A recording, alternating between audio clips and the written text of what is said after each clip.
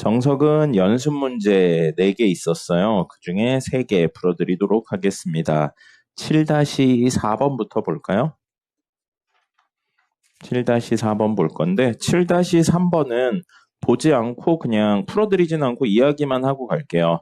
x에 관한 2차 방정 식이 실수 k에 관계없이 1을 해로 가진다. 그럼 해로 가지니까 1을 넣었을 때 식이 성립해요. 근데 그 식이 k에 관계없이 성립한대요. 우리 땡땡땡에 관계없이 성립하는 식을 뭐라고 불렀나요? 세 글자로. 항등식이죠. 그럼 x에 1 넣었을 때 주어진 식은 k에 대한 항등식이다 해서 0k는 0꼴로 정리하시면 나올 겁니다. 그래서 k의 개수 0이다, 상수 0이다 이용하면 나올 거고요. 7-4번 풀어드리겠습니다. 자, ax 제곱 더하기 bx 더하기 c는 0의 근이 허수 알파래요. 그럼 또 다른 근은 이 친구의 켤레 형태를 띱니다.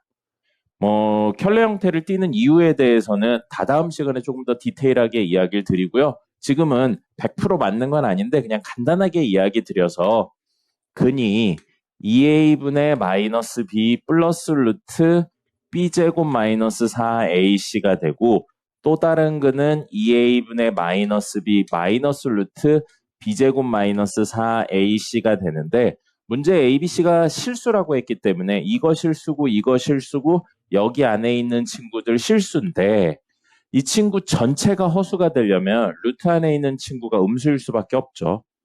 오늘 요 이야기도 하긴 할 건데 어쨌든 그러다 보니까 루트 안에 있는 친구가 음수인데 하나 플러스고 하나 마이너스니까 켤레 형태일 수밖에 없습니다. 얘가 알파일지 얘가 알파일지는 알 수 없는데 어쨌든 허근이 하나는 알파면 또 다른 거는 알파 바가 될 거예요. 자, 이런 상태에서 첫 번째 ax 제곱 더하기 아니구나 빼기 bx 더하기 c는 0에 근이 있을 텐데 그 근을 알파나 알파 바로 표현하라고요. 알파나 알파 바를 근으로 가진다는 게 아니고 표현을 하라는 겁니다. 그러면 근의 공식 그냥 써볼게요. 근의 공식 쓰면 2a분의 마이너스 b인데 여기서 b의 의미는 x의 개수를 의미하는 거죠. 그래서 마이너스 b 플러스 루트의 제곱 빼기 4ac가 됩니다.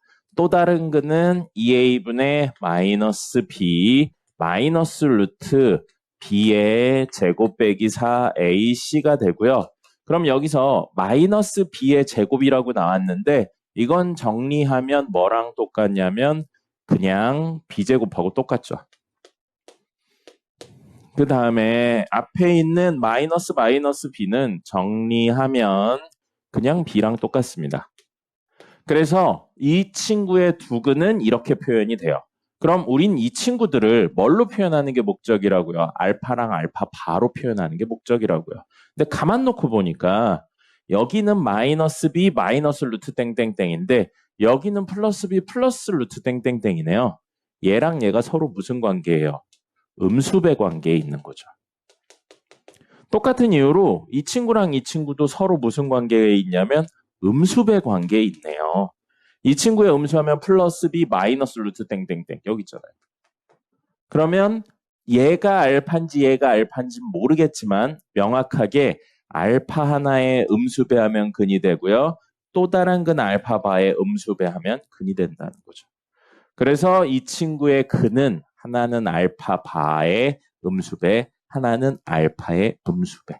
해서 이 두 친구가 되는 겁니다. 목적 뭐였어요? 이거의 근을 알파바로 표현하는 거잖아요. 됐습니까? 됐죠? 자, 그 다음에 근의 의미가 뭐였냐면요. 미지수에 넣어서 식을 성립시킨다예요. 그게 근의 의미였어요. 근데 두 번째 구해야 되는 친구는 cx 제곱 더하기 bx 더하기 a는 0이에요. 자, 저 친구랑 비교했을 때 어떤 일이 벌어졌냐면 개수의 순서가 뒤집혔습니다. 개수의 순서가 뒤집혔고 이걸 개수의 순서를 바꾸는 방법에 대해서 생각을 할 거고요. 그 방법이 결론적으로 x제곱으로 나눠볼게요. x제곱으로 나누면 c 더하기 b 곱하기 x분의 1 더하기 a 곱하기 x제곱분의 1은 0이 돼요. 그럼 우리 잠시만 x분의 1을 t라고 치환해 볼게요. t라고 치환하면 at 제곱이 되죠. 그 다음에 더하기 bt 더하기 c는 0이에요. 방정식을 만들기 위해서 필요한 두 가지 요소는 뭐였습니까? 가연 씨, 방정식을 만들기 위해 필요한 두 가지 요소는 무엇이었나요? 맞아요. 미지수랑 등호였습니다. 이거 미지수랑 등호 있나요? 가연아? 이거 미지수랑 등호 있나요? 미지수 뭔가요? t예요. 그래서 이건 t에 대한 방정식입니다.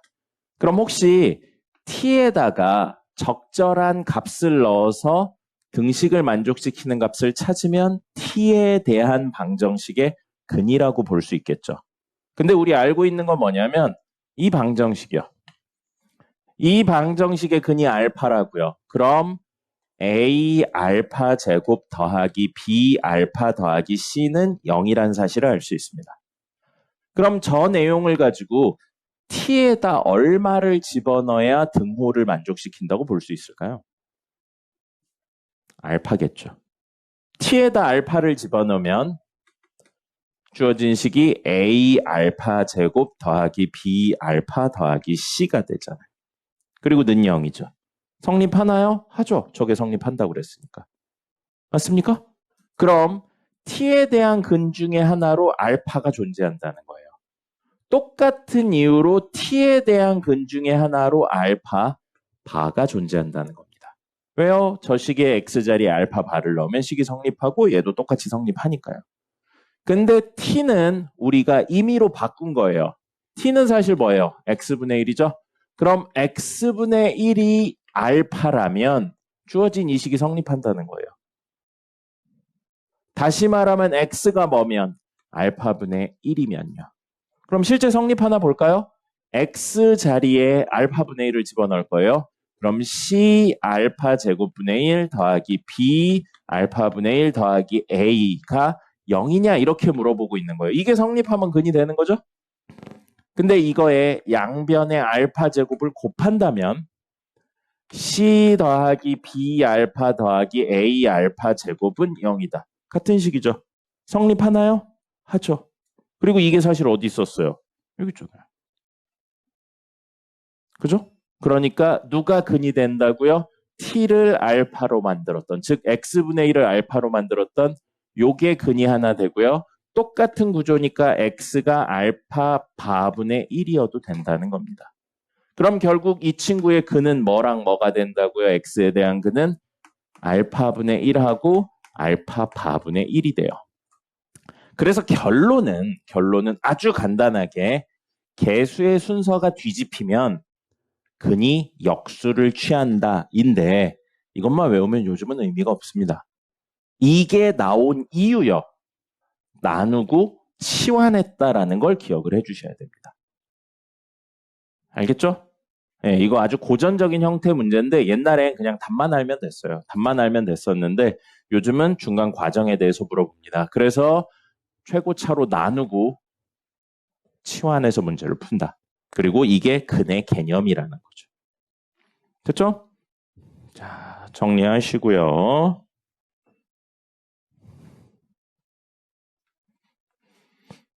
다음 거는 7-7입니다. 어느 전자제품 매장에서 지난달에 A1 하는 노트북을 B게 팔았다. 그럼 가격이 A1이었는데 판매량이 B게인 거죠.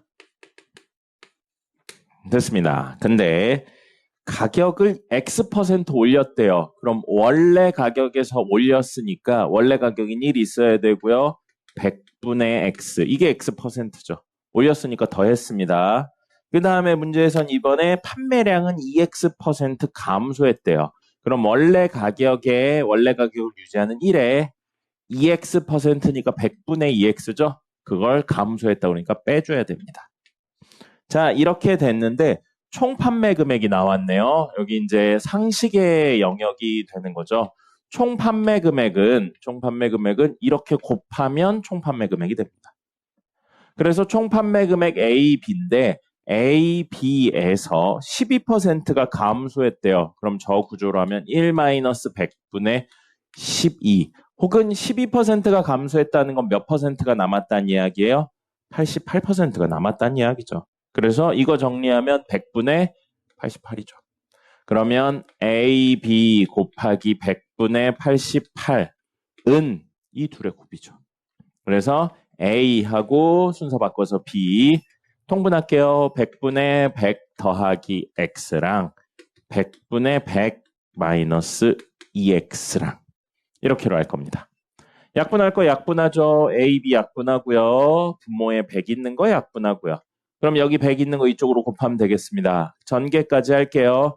그러면 만 마이너스 2x 플러스 100x니까 마이너스 200x죠. 마이너스 100x 되고요. 그 다음에 이렇게 곱하면 마이너스 2x 제곱입니다. 그게 8800.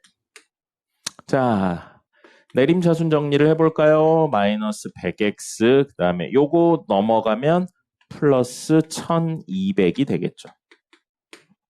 마이너스 2로 나눕시다. x제곱 마이너스 플러스 50x 마이너스 600인가요? 은 0이에요.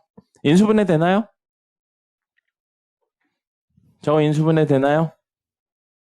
되죠. 60하고 10으로 인수분해 됩니다. 플러스니까 여기 플러스 여기 마이너스 하면 나오죠. 그럼 x값은 얼마예요? 10 또는 마이너스 60이에요. 이거겠죠. 그래서 x는 10이 됩니다. 됐죠? 가격, 판매량, 그 다음에 퍼센트가 늘었다, 줄었다 이런 내용이고요. 요건 중3 내용에도 꽤 나옵니다. 기억을 하셔야 돼요. 난이도의 차이만 사용하는 건 나옵니다. 기억해야 돼요.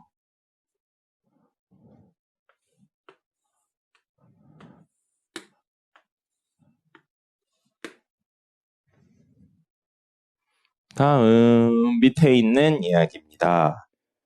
밑에 있는 친구는 여기 문제에서 길이 1이라고 나왔고 정오각형인데 이렇게 대각선 그었어요. 그래서 여기를 A, 여기를 B라고 놓고 A, B를 구하세요 라고 되어 있거든요.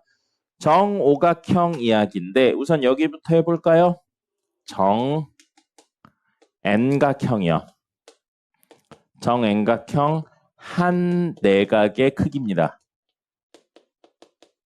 혹시 아시는 분 있을까요? 이거 공식? 가연이 또 잔다. 가연아, 아까 자지 말랬지. 정N각형 한 내각의 크기 구하는 공식 혹시 아시는 분 있을까요? 안 외워도 됩니다. 외우면 좋긴 한데 안 외워도 돼요. 뭐냐면 정N각형의 내각의 합은 180 곱하기 n-2가 됩니다. 근데 각이 n개 있으니까 그걸 n으로 나누면 돼요. 외우셔도 좋은데요. 안 외우셔도 크게 상관없어요. 그럼 이걸 어떻게 아냐면 우리 이게 고정되어 있기 때문입니다.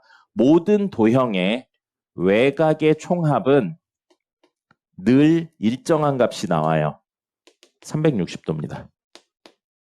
이건 기억을 하셔야 돼요. 외곽의 총합은 360도고요. 그러면 외곽은 여기서 오각형이니까 하나, 둘, 셋, 넷, 5개 있어요. 근데 정N각형이니까 내각의 크기가 같으니까 당연히 외곽의 크기도 같죠. 그래서 360을 5로 나눠보세요. 얼마인가요? 72입니다. 그래서 외곽 하나의 크기가 72니까 내각 하나의 크기는 108도예요. 근데 이게 무슨 도형이에요? 이등변 삼각형입니다.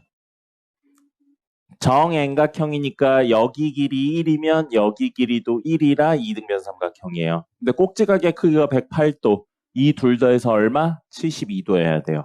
이등변 삼각형이니까 하나는 36도입니다. 여기도 36도예요. 그럼 이것도 이등변 삼각형이죠. 똑같은 여기 36도입니다. 그럼 외곽의 성질로 삼각형 외곽의 성질로 이 둘 더한 게 여기니까 여기 72도. 108도에서 36도 빼면 여기도 72도예요. 이게 다시 한번 무슨 도형이 돼요? 이등변 삼각형이 됩니다. 됐나요? 그래서 정오각형, 이거 중3 때도 나와요. 중3 때도 나오는 문제니까 정오각형 이야기는 두 종류의 이등변 삼각형이 생긴다는 걸 기억을 하셔야 됩니다. 그래서 이렇게 좁은 형태의 이등변 삼각형도 있고요. 예각삼각형 형태, 넓은 형태, 둔각삼각형 형태의 이등변 삼각형도 있습니다. 자, 그럼 여기 1이에요. 이 예각삼각형, 이등변 삼각형으로 이 길이도 1이 됩니다. 그래서 B는 1입니다. B 1이고요. 이것도 이등변 삼각형이에요. 36, 36이고 여기 108이니까요. 그럼 누구랑? 이 큰 친구랑 닮음입니다. 그래서 작은 친구는 어떻게 생겼냐면 뒤집어서 그리면 이렇게 생겼죠? 이렇게 생겼고 여기가 1이고 여기 A, A고요. 큰 친구는 이렇게 생겨 있는데 여기 길이 1, 1, 여기서부터 여기까지는 이 길이니까 A 더하기 1이죠. 그럼 닮은 B로 A 대 1은 1대 A 플러스 1. A 대 1은 1대 A 플러스 1입니다. 정리하면 1은 A제곱 플러스 A고요. A제곱 플러스 A 마이너스 1은 0이 되죠. 몇 차? 2차. 인수분해 안 돼요. 뭐 해야 돼요? 근해 공식 씁니다. 근해 공식 써서 B제곱 2A분의 마이너스 B 플러스 마이너스 루트 B제곱 마이너스 4AC인데 마이니까 플러스 4.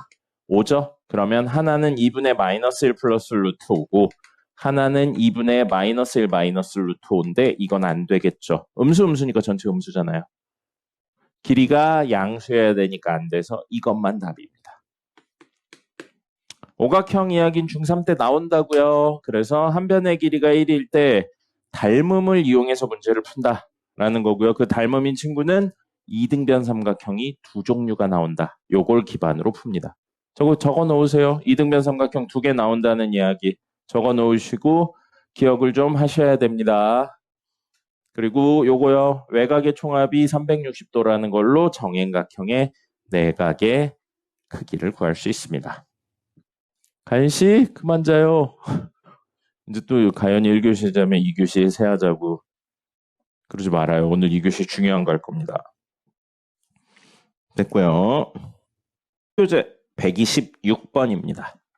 부교재 126번 보시면 2차 방정식의 한근이 1 더하기 루트이다. x제곱 마이너스 ax 플러스 루트 2는 0에 근이 1 더하기 루트 2라고 되어 있습니다. 그러면 또 다른 근은 1 마이너스 루트이다 라고 풀면 이 문제는 틀려요. 이 문제는 틀립니다.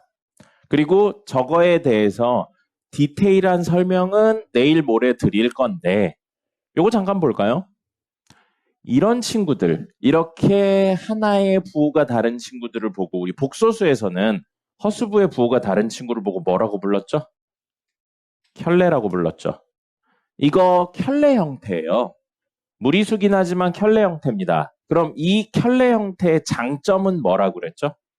복소수, 켤레 복소수의 장점 뭐였어요? 왜 켤레 복소수 쓴다고 그랬어요?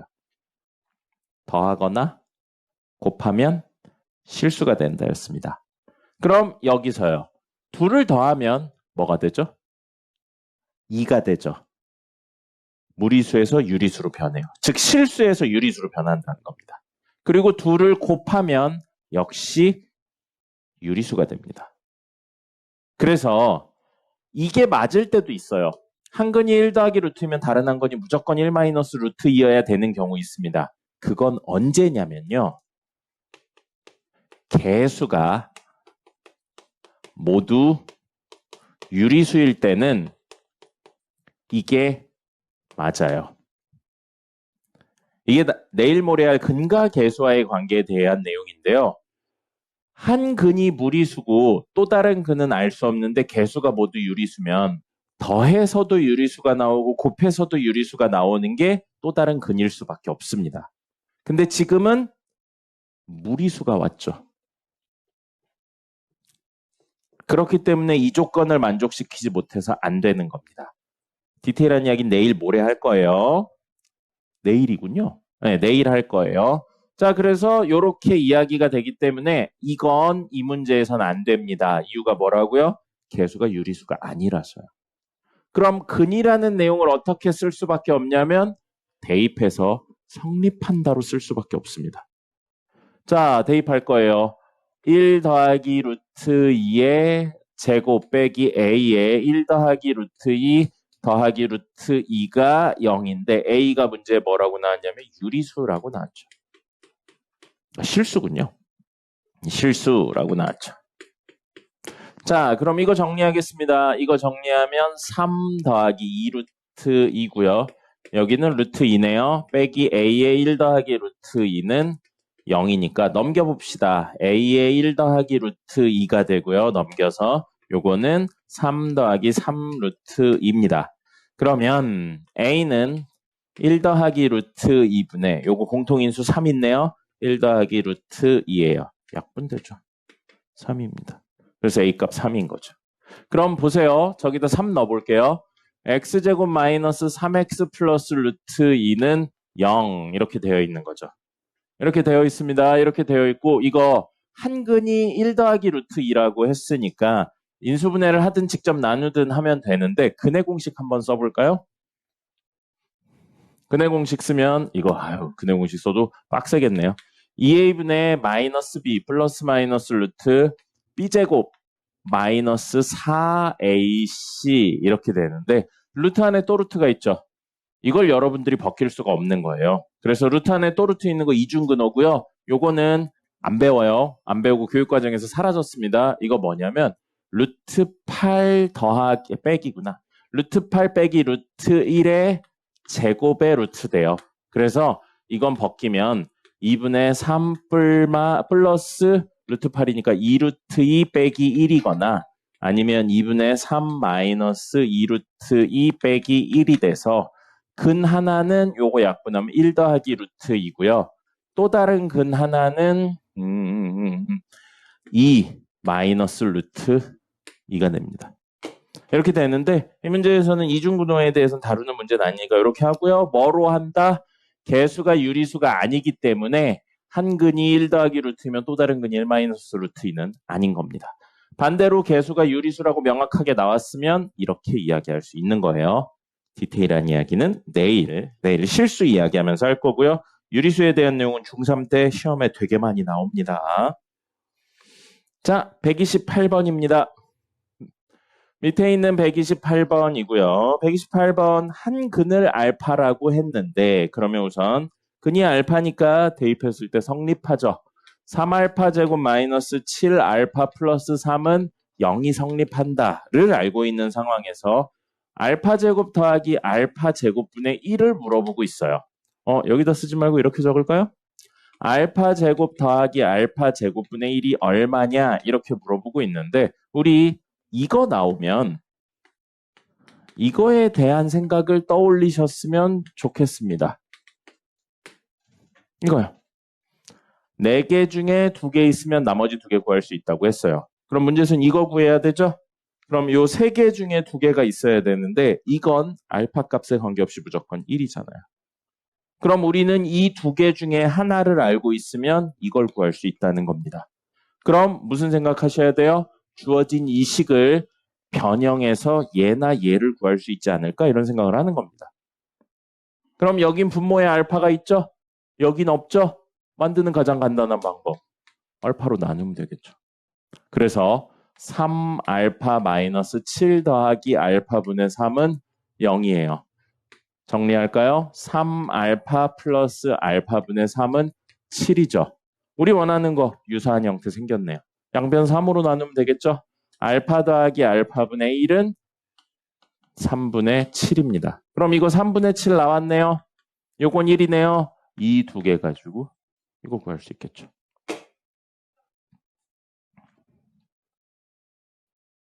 됐습니까? 가연이랑 세아 일어나세요. 또 자고 있어. 수업 시작한 지 30분 됐는데.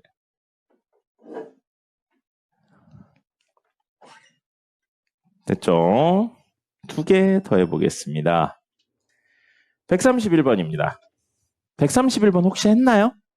절대값 들어있는 문제인데. 그럼 아마 못했을 가능성이 커요. 131번 절대값 있네요. 선생님이 절대값 문제의 기본 접근은 뭐라고 했습니까? 모든 절대값 문제의 기본적인 접근 방법은 어떻게 한다고 했어요? 어떻게 한다고 했어요? 절대값 문제의 기본 접근. 절대값 안에가 양일 때, 음일 때로 나눠서 절대값을 벗긴다고 했어요. 근데 지금 절대값 안에 있는 게 x에 대한 몇 차예요? 2차입니다. 그럼 2차 부등식을 풀어야 돼요. 물론 풀 수 있어요. 풀 수 있습니다. 풀 수 있어야 돼요. 근데 우리 아직 안 배웠죠? 아직 안 배웠어요. 나중에 배우고 나면 하실 수 있어야 돼요. 하실 수 있어야 됩니다. 근데 아직 안 배웠죠? 아직 안 배웠어요. 그러면 우리가 어제 선생님이 빨리 푸는 방법으로 2종류 이야기를 드렸어요. 그거에 해당하나 봅니다. 절대값 바깥에 상수만 있나요? 맞네요. 그럼 절대값 바깥에 상수만 있으면 어떻게 한다고 그랬어요? 풀마 붙여서 푼다고 그랬죠. 이렇게 빨리 푸는 방법들이 이런 식으로 쓰여요. 근데 나중에 부등식 배우고 그래프 그려낼 수 있으면 굳이 그렇게 안 해도 됩니다. 근데 지금은 아직 안 했으니까 그 배운 방법을 써볼게요. 자, 일어나세요. 정신 차리시고. 여기 봐요. 자, 131번입니다. 절대값 x제곱 플러스 x 마이너스 k 마이너스 3이 2인데 이게 상수죠. 절대값 바깥에 상수만 있으니까 얘를 어떻게 나눠서 생각해도 되냐면 x제곱 플러스 x 마이너스 k 마이너스 3은 2 그리고 x제곱 플러스 x 마이너스 k 마이너스 3은 마이너스 2 이렇게 2종류로 생각할 수 있다고요. 됐습니까? 자, 이거 몇 차인가요? 몇 차 방정식인가요? 2차죠. 그럼 여기에 얘의 실근 최대 2개 나올 수 있어요. 얘도 똑같이 2차죠. 그럼 얘도 최대 2개 나올 수 있습니다. 근데 문제에서 몇 개의 실근을 가졌으면 좋겠대요. 4개요. 그죠? 그럼 여기 2개 다 나오고 여기 2개 다 나와야 된다는 겁니다. 그죠? 그랬는데 그 실근의 곱이 21이다라고 되어 있어요. 사실 내일 할 내용을 알면 조금 더 빨리 풀 수 있긴 있는데 근의 곱에 대해서 물어보고 있습니다. 근과 계수와의 관계를 활용하는 거고 근 하나를 알파1, 알파2, 근 하나를 베타1, 베타2라고 놓으면 우리 알파1을 근으로 가진다는 건 나머지 정리할 때 했죠? x-알파1을 인수로 가진다는 이야기고 알파2를 근으로 가진다는 건 x-알파2를 인수로 가진다는 뜻인 겁니다. 누가요? 얘가요. 뭘로 했을 때? 는영꼴로 바꿨을 때. 즉 얘가 x제곱 플러스 x 마이너스 k 마이너스 5로 만들었었을 때 이런 일이 벌어진다는 겁니다.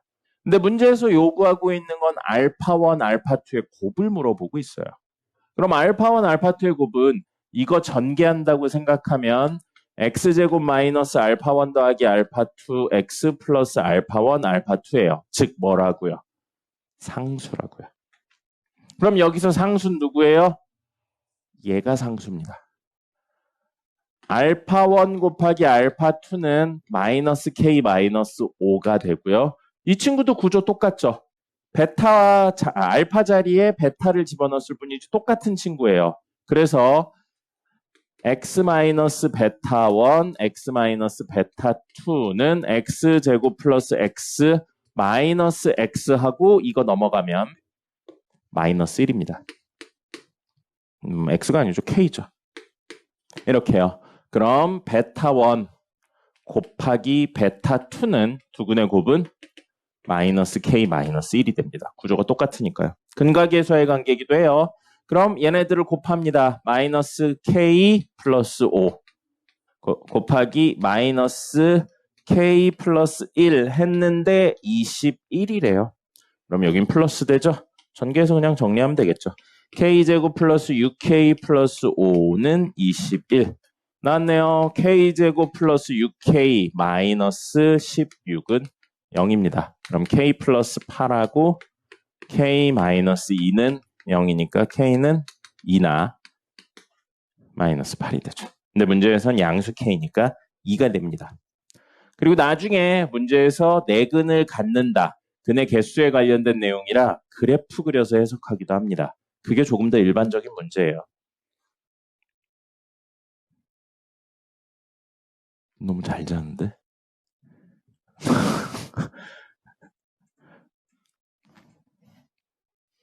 오늘의 마지막 문제 133번 풀어보겠습니다. 3번이고요. 가우스 문제예요. 자, 가우스 하면 떠오르는 거. 지난번에 수업했어요. 지난번일 겁니다.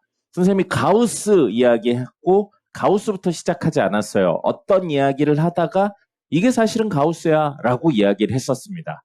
그래서 여러분들 가우스 하면 머릿속에 떠오르는 게 있으면 좋겠어요. 가우스는 사실 뭐예요? 안에 있는 수에. 아니요. 그런 표현 말고. 조금 더 직관적인 표현으로 선생님이 보여드렸었잖아요. 가우스는 안에 있는 수의 정수 부분이었습니다. 기억나나요? 정수 부분, 소수 부분 하면서 정수 부분 잔뜩 설명한 다음에 마지막에 사실 정수 부분이 가우스야. 그러면서 소수 부분을 표현하는 방법으로 원래 수에서 가우스 씌운 수를 빼면 돼. 이런 이야기까지도 했잖아요. 복습을 하라고요. 복습을 해요. 그럼 가우스 x는 여기 문제에서는 x를 넘지 않는 최대 정수란 표현을 썼지만 이 수의 정수 부분이라는 표현하고 똑같다고요. 그럼 가우스의 결과물은 뭐라고요? 정수라고요. 정수. 그래서 밑줄부터 치죠. 두 번째 그 밑에 제일 밑에 줄에 가우스는 정수이다. 밑줄 치세요. 가우스는 정수이다. 133번입니다. 가우스는 정수이다. 밑줄 치세요. 가우스의 결과물은 무조건 뭐가 나온다고요? 정수가 나온다고요. 얼마인지 모르지만 정수예요. 그럼 우리 정수를 표현하는 기호는 일반적으로 small n으로, 소문자 n으로 적습니다. 그럼 밑줄 친 가우스 x는 정수이다 한 다음에 는 n이라고 적으세요. 이렇게 적으면 되겠네요. 그럼 가우스 x는 현재 뭐라고요? n인 거예요. n. 그럼 모든 가우스 x 자리에 n이라고 적어도 된다는 겁니다. 적어보죠. 그럼 가우스 x의 제곱 빼기 5 가우스 x 마이너스 6은 0인데 가우스 x가 얼마라고요? 어떤 알 수 없는 정수인 n이라고요. 그럼 n 제곱 마이너스 5n 마이너스 6은 0인데 n은 정수라는 겁니다. 됐나요? 뭐예요? 그냥 n에 대한 방정식이에요. n에 대한 방정식이고요. 인수분해 됩니다. n-6, n 플러스 1은 0. 그럼 n이 될 수 있는 건 마이너스 1이나 6이에요. 마이너스 1 정수 맞나요? 맞죠? 6 정수 맞나요? 맞아요. 그럼 여기 0, 여기 마이너스 1, 여기 마이너스 2 있는데 정수 부분이 마이너스 1인 x라는 거죠. 어떤 수의 정수 부분을 구했는데 그게 마이너스 1이라고요. 그럼 여기 있는 수의 정수 부분은 얼마인가요? 재훈 씨? 여기 있는 수의 정수 부분은 얼마가 돼요? 네. 그럼 정수 부분이 마이너스 1이려면 여기에 있어야 된다고요. 여기 있어도 안 되죠. 그럼 이걸 만족시켜주는 x는 마이너스 1과 0 사이에 있어야 되고요. 정확히 마이너스 1이어도 정수 부분은 마이너스 1입니다. 그래서 이쪽에 등호가 들어가죠.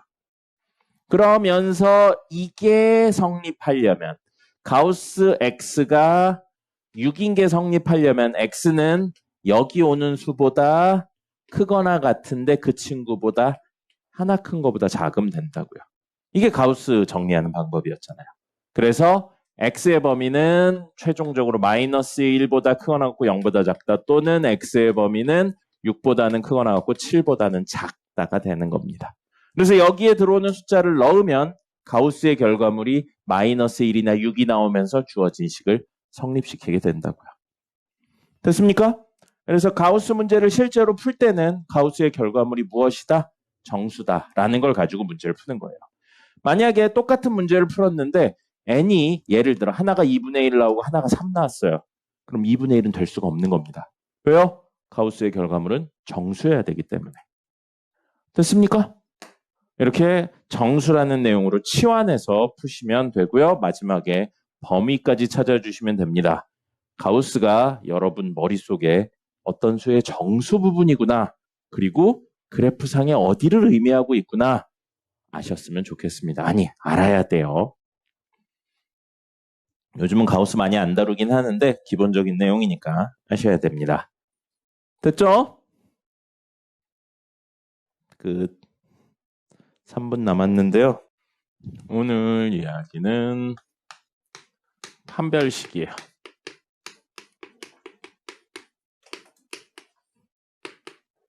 자, 그래서 판별식은 아시겠지만 조금 디테일한 이야기를 할 거예요. 뭐냐면 2차 방정식에서 다른 데서 못 써요. 2차 방정식에서의 개수와 종류를 판별, 같은 의미로 구별하는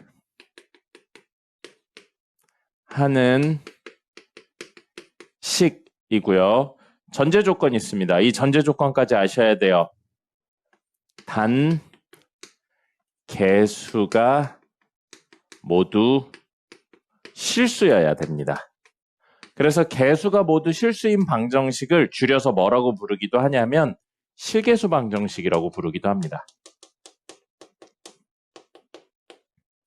개수가 실수가 아니라면 판별식을 쓸 수가 없습니다.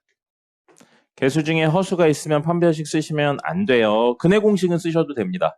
그리고 방금 이야기 있죠? 근해 공식은 써도 되는데 판별식은 쓰면 안 된다. 그게 작년에 대일공과 강서구에서 문제가 한 종류가 나왔었어요. 이거에 관련된 거. 그러니까 기본적인 내용이지만 알고 있어야 됩니다.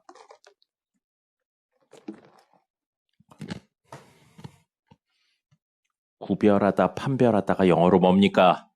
참고로 지금까지 이거 물어봤는데 선생님 10년 넘게 물어봤는데 맞춘 사람 하나도 없었어요. 뭐요? 디스크리미넌트입니다. 그래서 구별하다, 판별하다는 디스크리미넌트라 그거의 이니셜 D를 쓰는 겁니다. D고요. 모두 알고 있죠? B제곱 마이너스 4AC입니다. 어디에서요? 2차 방정식 AX제곱 더하기 BX 더하기 C는 0에서요. 그럼 이게 왜 나왔는지 이야기를 드리면 근해 공식에서 나오죠. 근해 공식에서 X는 2A분의 마이너스 B 플러스 마이너스 루트 B제곱 마이너스 4AC고요. 현재 A, B, C는 모두 뭐냐면 실수예요. 실수기 때문에 이거 실수고 이거 실수고 이것도 실수예요. 그럼 실수분의 실수 뿔마 루트 실수인데 만약에 이 친구가 음수면 전체 값은 허수. 이 친구가 양수면 서로 다른 실근 2개. 이 친구가 0이면 2a분의 마이너스 b 플러스 0 마이너스 0이니까 근이 겹쳐버리는 거죠. 그래서 근의 개수와 종류를 판단하기 위해선 2a분의 b는 의미를 못 가집니다. 누구만 의미를 가지는 거예요? 루트 안에 있는 이 친구만 의미를 가지는 거죠. 그래서 이 친구를 근의 개수를 판단할 때 쓸 수 있다 해서 판별식이라고 부르고 D로 쓰는 겁니다. 그럼 판별식 D가 0보다 커요. 그럼 근이 뭐가 되냐면 2a분의 마이너스 b 플러스 루트 b제곱 마이너스 4ac가 되고 2a분의 마이너스 b 마이너스 루트 b제곱 마이너스 4ac가 되는데 여기가 뭐예요? 양수죠. 양수죠. 루트 양수니까 전체 값이 실수고요. 실수가 됩니다. 그래서 판별식 D가 0보다 크면 우리는 두 값이 절대 같을 수 없어요.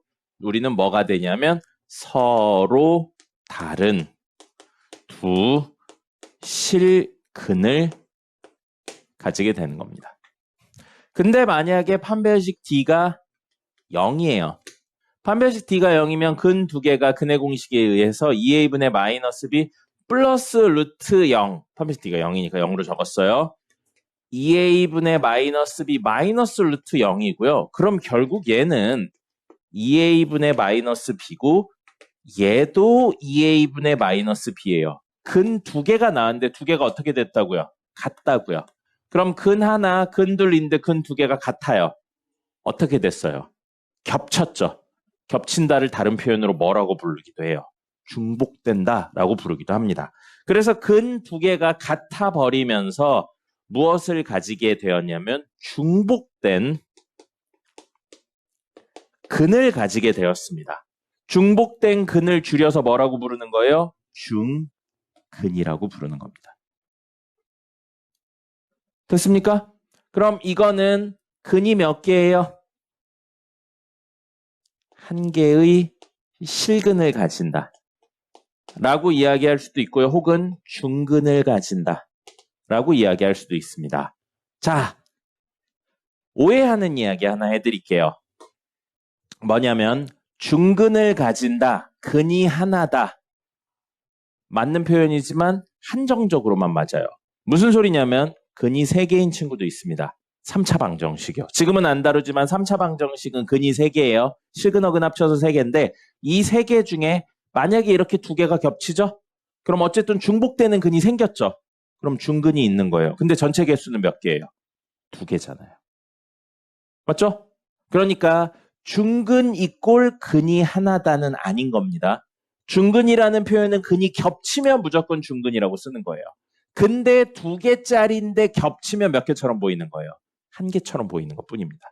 그러니까 여러분들 머릿속에 중근 이꼴 근이 하나다 2차에서만 한정적으로 쓰는 거고요. 그 외엔 근이 겹치면 무조건 중근이라고 부릅니다.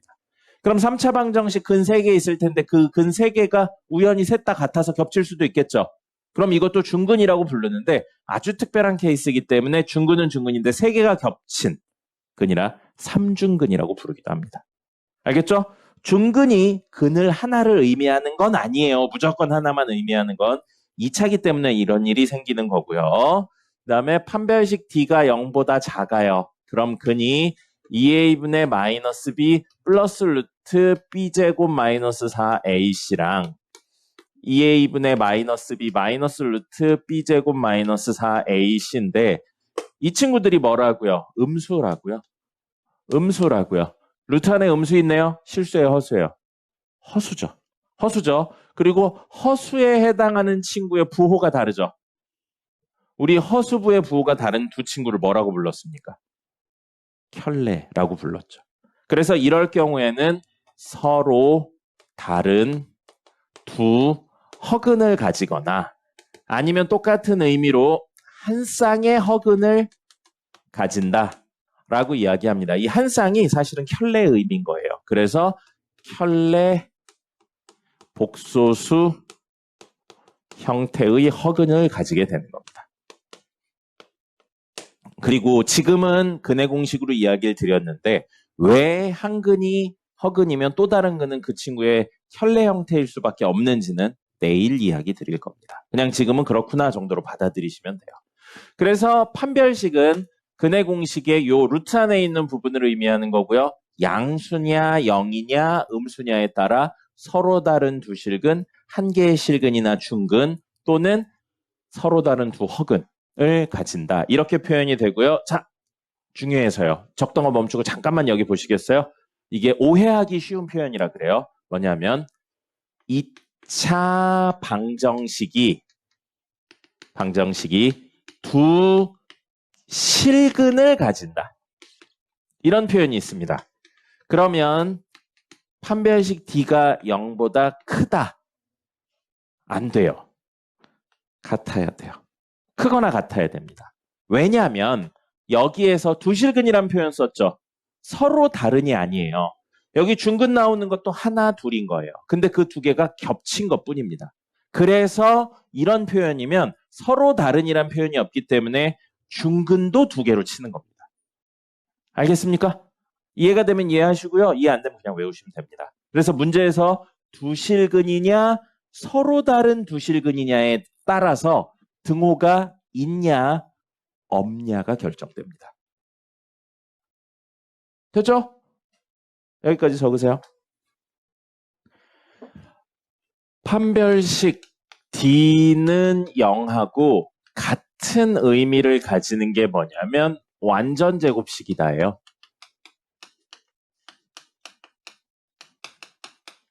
이거거든요.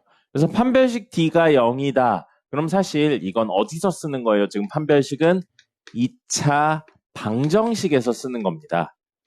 그래서 등호까지 있는 친구죠. 근데 완전 제곱식은 방정식 형태도 되지만 뭐도 되냐면 그냥 2차 식에서도 쓸 수 있는 거예요. 우변에 0이 없지만 근에 대한 내용은 없지만 식 자체는 완전 제곱식 형태로 정리를 할 수 있다라는 거죠. 그래서 뭐 결론만 외우셔도 되는데 보여드릴게요. ax 제곱 더하기 bx 더하기 c는 0이 원래 2차 방정식이잖아요. 근데 지금은 2차 식에 대해서 다루고 있으니까 이게 완전 제곱식이 됐으면 좋겠다고요. 이게 완전 제곱식이 되면 우리 근해 공식 쓸 때 막 넘기고 그랬는데 넘기는 게 불가능한 거예요. 등호가 없으니까. 그러니까 적절히 묶고 나누고 해야 돼요. 그걸로 좀 정리를 하면 이렇게 됩니다. a 한 다음에 x제곱 플러스 a분의 bx 이렇게로 바꾸시고요. 이거 완전 제곱식 되려면 어제 했죠? 완전 제곱식 되려면 1차의 개수의 절반의 제곱이 필요합니다. 그래서 2a분의 b의 제곱이 필요하고요. 없던 애를 빼야 돼요. 없던 애를 더했으니까 빼줘야 됩니다. 괄호 안에서 우선 빼줄게요. 2a분의 b의 제곱 이렇게 되고요. 그 다음에 더하기 c가 바깥에 있는 겁니다.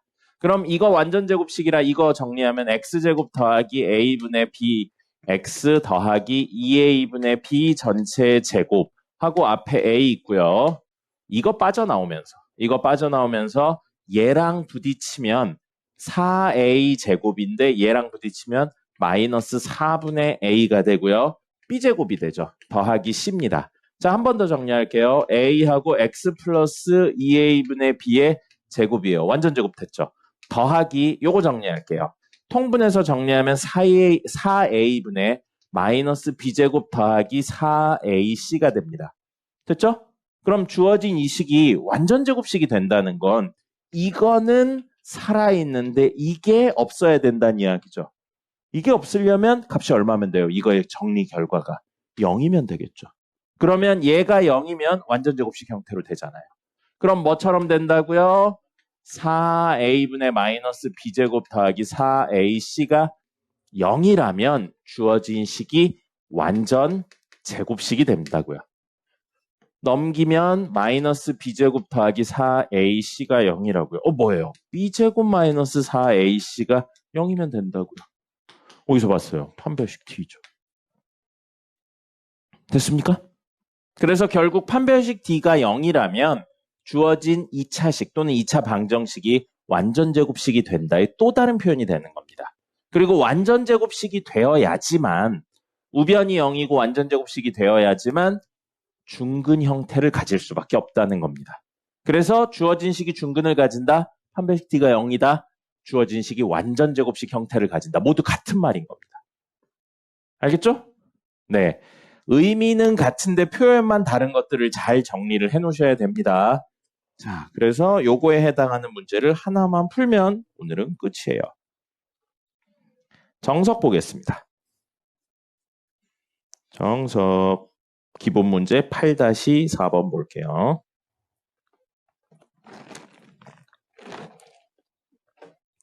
(8-4번) 보시면 이런 문제가 있습니다. 첫 번째 문제거든요. 방정식 2x 제곱 플러스 2xy 플러스 y제곱 플러스 2kx 플러스 ky 플러스 y 플러스 5는 0. 등호 있고 미지수 있으니까 방정식이에요. 근데 이걸 만족시키는, 즉 넣었을 때 성립하는 실수 xy가 한 개씩 있대요.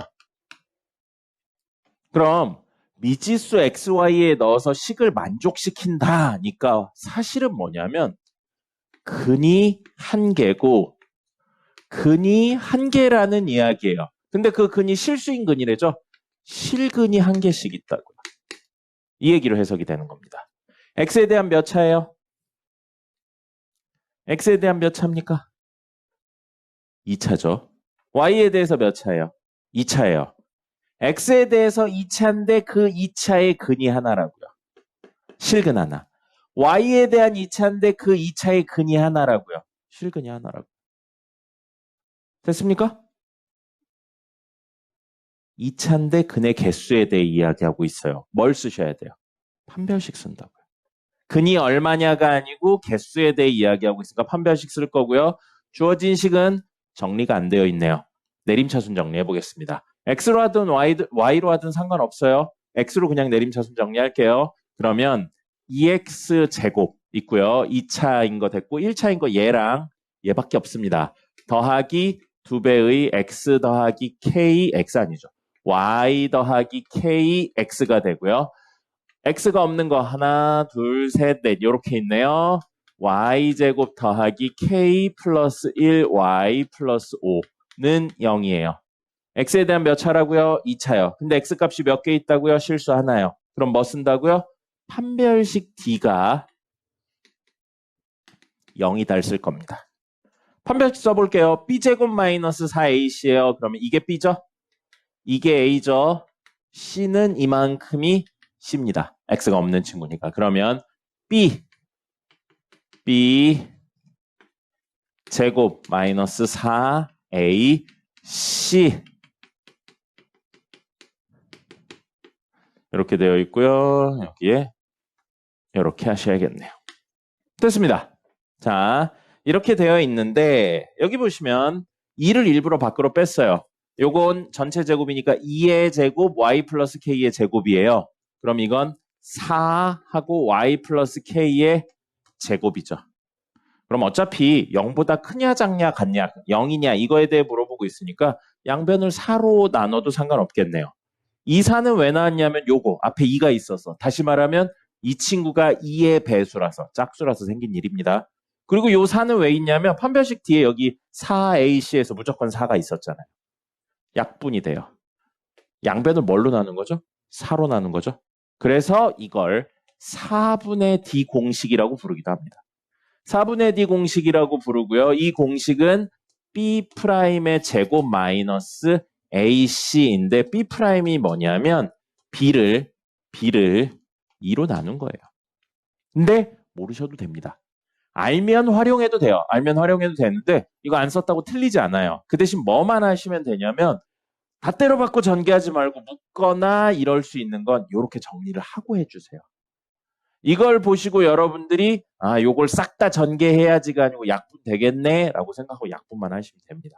이거 숫자가 너무 커져서 그래요. 숫자가 너무 커지니까 이렇게 놓으시고 요거 마이너스 2배의 y제곱 플러스 k 플러스 1 y 플러스 5입니다. 됐죠? 이렇게요. 자, 그럼 4는 약분돼서 이렇게 됐고 이거 정리하면 y제곱 있을 거고요. 그 다음에 여기도 마이너스 2y 제곱 이렇게 있고요. 그 다음에 여기에 2ky가 있을 거고요. 그 다음에 여기에는 마이너스 2k 플러스 1y가 있을 거고요. y 1차 있고요. 상수 k 제곱이 있고요. 여기 상수는 마이너스 10이 있겠네요. 그럼 주어진 식 정리하면 뭐가 되냐면 마이너스 y 제곱 그 다음에 사라지네요. 마이너스 2y 플러스 k제곱 마이너스 10이 0이면 됩니다.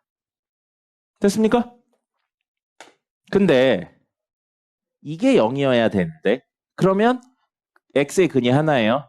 근데 y의 근도 몇 개 있다고 그랬죠? y의 근도 한 개 있다고 그랬어요. y도 실근 하나 있다고 그랬잖아요. 그럼 이걸 만족시켜주는 y 값이 2개면 안 되겠죠. 뭐예요? 이거의 y값도 하나여야 된다고요. 그럼 다시 한 번 더 판별식 d가 0이어야 되는데 그냥 판별식 d라고 써버리면 이거랑 헷갈리겠죠? 그죠? 그러니까 이 판별식은 x에 대한 판별식이라 dx라고 표현을 할 거고요. 이 판별식은 y에 대한 판별식이니까 dy라고 적을 겁니다. 됐습니까? 그럼 얘도 똑같이 b제곱 마이너스 4a c 하면 돼요. 그게 0이면 된다고요. 그럼 이거 4고요. 약분되네요. 그러면 1 빼기 빼기니까 더하기 k제곱 빼기 10은 0. 정리하면 뭐가 되냐면 k제곱 마이너스 9는 0이 돼요. k 얼마? 3이나 마이너스 3입니다. 자, 그러면 반대 흐름을 볼게요. 정신 차리세요. 자, 반대 흐름 볼게요. k가 3이나 마이너스 3이죠? 그럼 dy가 0인 거예요. 맞습니까? 그럼 dy가 0이면 이거의 근이 하나인 거예요. 이걸 만족시켜주는 y값이 하나인 거예요. 그래서 y값 하나인 거 해결됐어요. 그러면서 동시에 이게 0이니까 판별식 dx가 0이라고요. 그래서 x값도 몇 개라고요? 한 개인 거라고요. 이거 순서 뒤집어서 y에 대해 정리한 다음에 dy가 0이고 그걸 만족시켜주는 dx가 0이다 하셔도 똑같은 결론 나옵니다. 어느 쪽으로 해도 상관없어요. 그래서 이 두 친구에 대한 내용을 요렇게 만족시키고요. 지금은 부등식을 안 배워서 이렇게 배우는데 실제로 문제에선 근이 하나다라는 실수가 하나씩 가진다라는 표현보다 이렇게 나오고 이건 실수, 만족시키는 실수 x, y가 존재한다 라고 나와요. 그러면 실수가 존재한다. 2차인데 실수가 존재하니까 실제로는 판별식 dx가 0보다 크거나 같다. 동시에 dy가 0보다 크거나 같다로 문제를 푸시면 됩니다. 근데 지금은 부등식을 안 배워서 이렇게만 나온 것 뿐이에요. 됐죠? 판별식을 2번 이용하는데 이유가 2차에 대한 내용이기 때문입니다.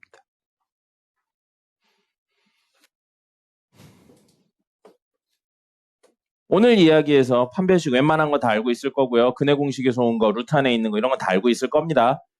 중요한 포인트 2개요. 첫 번째, 판별식은 실계수 방정식에서만 쓴다는 겁니다.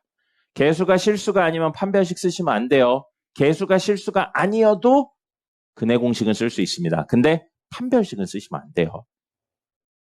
됐죠? 그 다음에 두 번째, 틀리기 쉬운 거 뭐라고 그랬어요? 두 실근이 존재한다는 판별식 D가 0보다 크거나 같답니다. 서로 다른 두 실근이란 표현이 나와야 판별식 D가 0보다 크다만 의미하는 겁니다. 됐죠? 나머지는 뭐 충분히 알 수 있는. 그리고 이거는 학교 시험에 자주 나와요. 그래서 기억을 하셔야 됩니다. 끝.